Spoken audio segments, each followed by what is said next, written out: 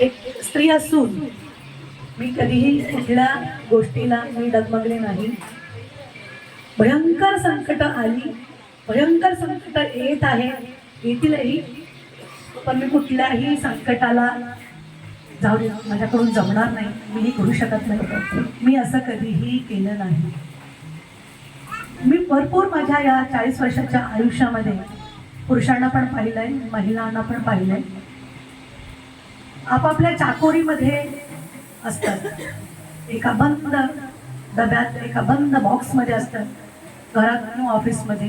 त्यांना पुढे बघायचंही नसतं किंवा जायचंही नसतं.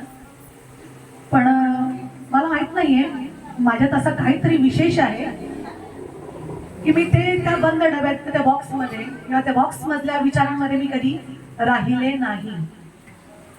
मला स्वतःचाही खूप अभिमान वाटतो, खूप गर्व वाटतो की माझ्यामध्ये एवढं पोटेन्शियल आहे. मला असं वाटतं की सर्वांमध्ये असलं पाहिजे किंवा आहे, पण मी ते बघते, जवळून बघितलंय, दुरून बघितलंय, ऐकून बघितलंय, सगळं ऐकून बघितलंय. स्त्रियांनी त्यांचं महत्व खरंच वाढवावं. आपल्यामध्ये खूप कॅपॅसिटी आहे, खूप प्रचंड शक्ती आहे. आपण सर्व ही कामं, कुठलीच कामं असं नाही आहे या जगामध्ये की ती स्त्री करू शकत नाही. आणि परमेश्वराने ती कशी रचना सुंदरशी बनवलेली आहे की ती दिसायला खूप नाजूक आहे, खूप म्हणजे खूप नाजूक आहे, कोमल आहे.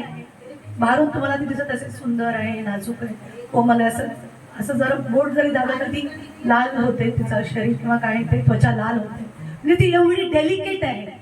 पण आतमध्ये तिच्या संपूर्ण पृथ्वी तलावरच्या प्रत्येक कुठलंही दुःख ती पचवू शकते, ती प्रत्येक नातं निभावू शकते.